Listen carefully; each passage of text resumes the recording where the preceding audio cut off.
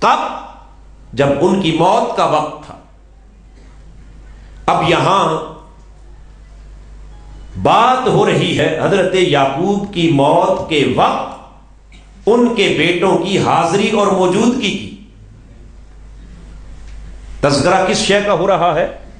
ان کی موجودگی کا تذکرہ، بیٹوں کی حاضری کی بات ہو رہی ہے، مگر اس موجودگی کے لیے قرآن مجید جو لفظ استعمال کر رہا ہے وہ ہے ام کنتم شہداء۔ فرزندان یعقوب کو قرآن مجید کیا کہہ رہا ہے؟ شہداء۔ بولیے کیا کہا ہے؟ شہداء۔ اور شہداء جمع ہے شہید کی۔ شہداء انہیں کیوں کہا گیا؟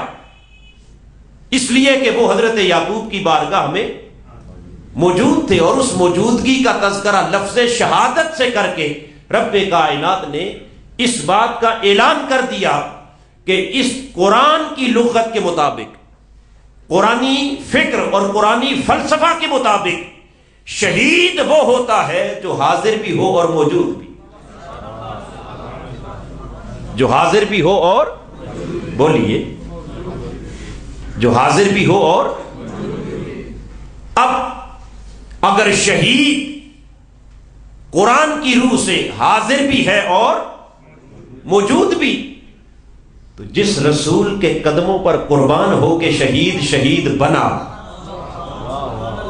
جس کے نام پر کٹ کر اسے اعزاز شہادت ملا، جس کے قدموں پر جان نثار کر کے وہ شہید کہلانے لگا، اگر قدموں پر جان قربان کرنے والا شہید حاضر و موجود ہے تو جس کے قدموں پر قربان ہو کر شہید بنا، کیا وہ مصطفیٰ حاضر و موجود نہیں؟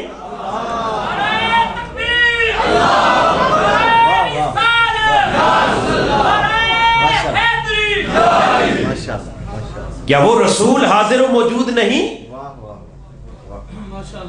قرآن نے جب شہید کو حاضر و موجود کہہ دیا، اب سوال یہ پیدا ہوا کہ مولا شہید حاضر کہاں ہے اور موجود کہاں ہے؟ حاضر کہاں ہے اور کہاں موجود ہے کہ جس حاضری اور موجودگی کے باعث ہم اسے شہید کہہ رہے ہیں؟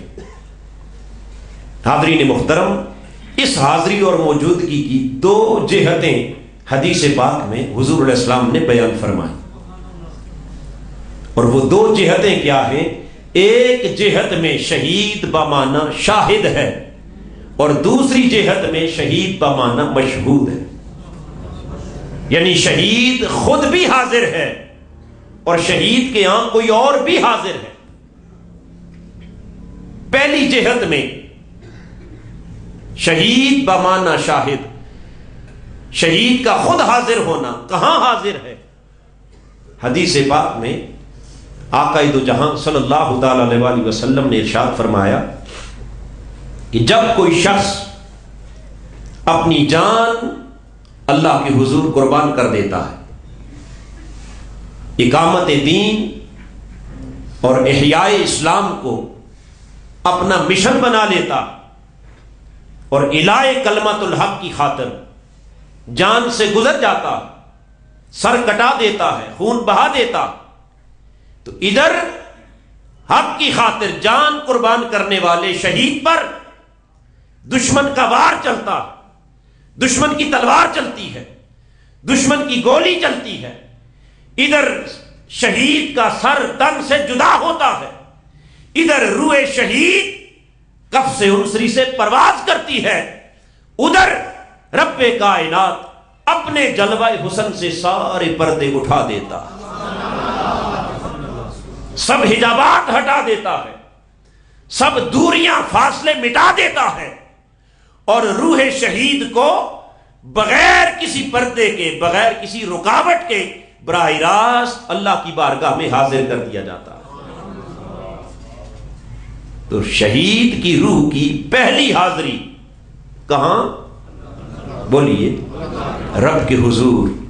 اور یہ اعزاز صرف شہید کا، ورنہ ہر مرنے والے کی روح کو یہ اعزاز نصیب نہیں ہوتا۔ गुनाहगारों खताकारों की अरवाह तो अपने ठिकाने पर चली गई, रह गए नेकोकार मुत्तकीन सालेहीन, तो उनकी अरवाह को भी बिला हिजाब बराह रास्त हाजिरी नहीं मिलती। हर रूह को उसके हस्बे आमाल और हस्बे अहवाल जन्नत में खास मकाम अता किया जाता है, और फिर जन्नत में पहुंचकर भी सारी रूहें एक दर्जे में नहीं। आका इस्लाम ने फरमाया कि जन्नत में भी फिर कई दराजात हैं, हर किसी का अपना अपना दर्जा। कोई रूह जन्नत आदन में, कोई जन्नत नईम में, कोई जन्नत मावा में, कोई जन्नत आला में, कोई जन्नत के किसी दर्जे में, कोई किसी दर्जे में। हर एक को एक खास मकाम पर जाकर ठहरा दिया गया, मगर रह गई रूह शहीद इधर बदन से जुदा हुई। फरिश्ते लेके चले, रब्बे कायनात ने फरमाया मलाइका खबरदार, ये कोई आम सालेह की रूह नहीं, इसे जन्नत बाद में लेके जाना। ये मेरे नाम पर कट के आने वाला है, मेरी खातिर मर के आने वाला है। इस रूह को जन्नत की सैर बाद में करवाना, इसे बागो बहार बाद में दिखाना, इसे गुलो गुलजार बाद में दिखाना, इसे हूरो कुसूर बाद में दिखाना। ले आओ रूए शहीद को मेरी बारगाह में। आज सारे पर्दे उठाकर सबसे पहले इस रूए शहीद को अपना दीदार अता करना चाहता हूं, फिर जन्नत की सारी नेमतें अता करना चाहता हूं।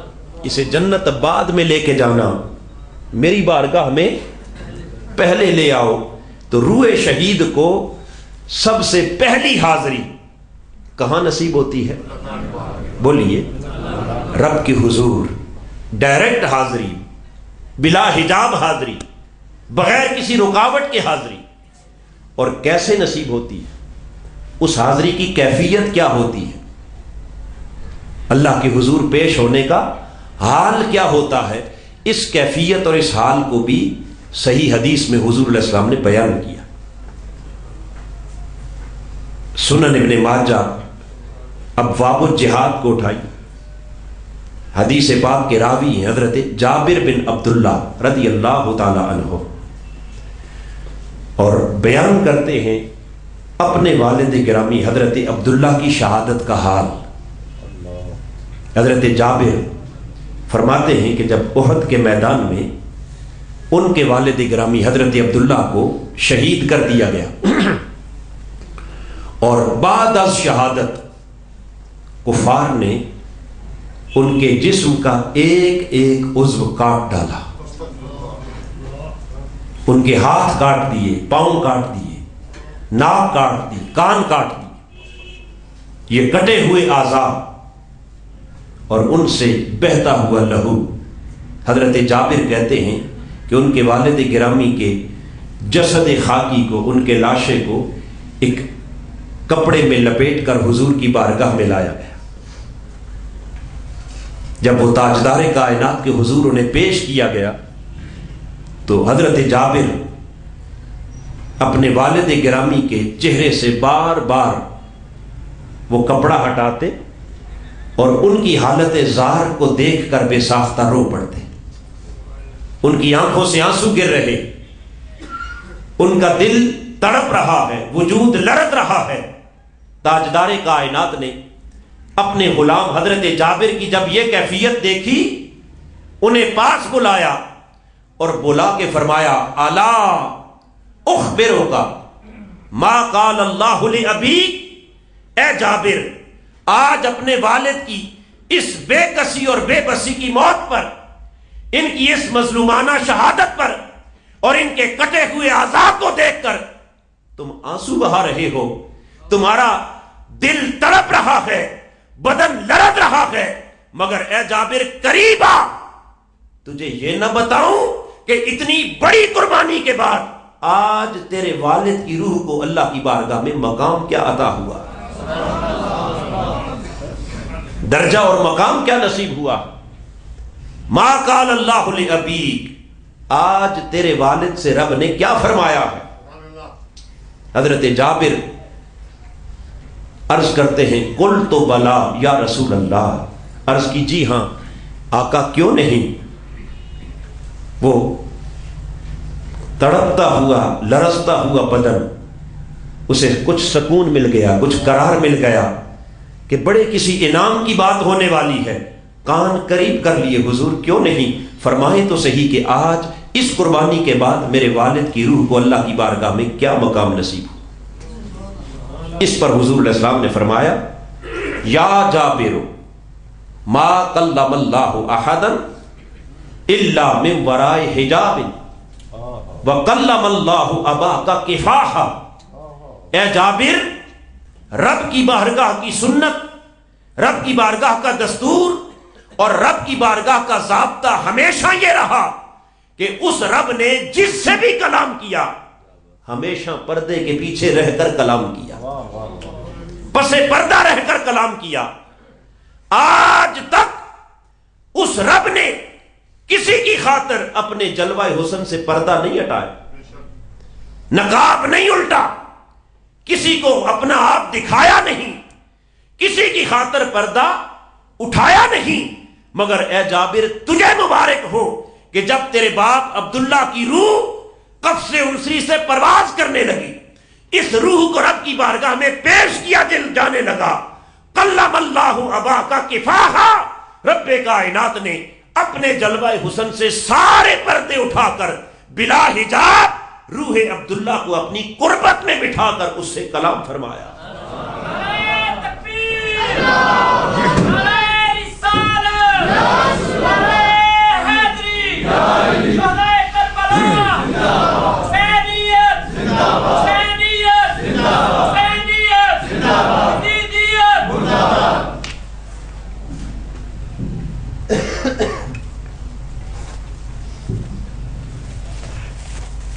روح عبداللہ سے کیا کیا؟ بولیے، کلام ہوا، اور وہ کلام بھی پردے کے پیچھے سے نہیں، سامنے بٹھا کر کلام کیا۔ اور اتنی بات کہہ کر حضور نے اپنا کلام، اپنی گفتگو ختم نہیں کی، بلکہ اتنا کہہ کر ساتھ کہا اے جابر، کیا تجھے یہ نہ بتاؤں کہ وہ سامنے بٹھا کر باتیں کیا کی، وہ کلام کیا تھا، وہ ہونے والی گفتگو کیا تھی، کیا وہ بھی سنا دوں؟ حضرت جابر کہتے ہیں آقا جہاں اتنا کرم کیا ہے وہ اگلی بات بھی سنا دیں، وہ ہونے والی راز و نیاز کی بات، گفتگو، مکالمہ۔ تاجدار کائنات نے فرمایا اچھا یہ بھی سنا دیتا ہوں۔ اب اس اگلی بات پر تو ہم بعد میں آتے، مگر اس بات سے پہلے میں ایک آپ سے سوال کرنا چاہتا ہوں، پوچھنا چاہتا ہوں کہ ذرا سوچ کے بتائیں کہ وہ جو حضرت عبداللہ کی روح اور رب کے حضور ملاقات ہو رہی تھی، وہ ملاقات کیا اس فرش پر تھی یا عرش پر؟ بولیے ملاقات کہاں تھی؟ اونچا بولیے کہاں؟ ملاقات عرش پر، اور مصطفیٰ کہاں؟ حضور سرزمین مدینہ پر، احد کے میدان میں۔ کہاں؟ احد کے میدان میں۔ قربان جائیں یا رسول اللہ آپ کی چشم نبوت پر، آپ کی نگاہ رسالت پر، کہ کھڑے ہیں میدان احد میں اور عرش معلیٰ پر رب کے جلوہ حسن سے اٹھنے والے پردوں کو بھی دیکھ رہے ہیں، روح عبداللہ اور رب کے درمیان ہونے والی ملاقات بھی دیکھ رہے ہیں، اور روح عبداللہ اور رب کے درمیان ہونے والی ایک ایک بات بھی سن رہے ہیں۔ سنی یا نہ سنی؟ بولیے سب کچھ دیکھا یا نہ دیکھا؟ اور دیکھ کر پھر حضرت عبداللہ کے بیٹے حضرت جابر کو سب کچھ بتا بھی دیا، سب کچھ بتا بھی دیا۔ اب وہ رسول جو احد میں کھڑے ہو کر عرش معلیٰ پر رب کے جلوہ حسن سے اٹھنے والے پردوں کو دیکھ سکتا ہے، روحانی طور پر روح عبداللہ اور رب کے درمیان ہونے والی ملاقات کو دیکھ سکتا ہے، کیا آج وہ مصطفیٰ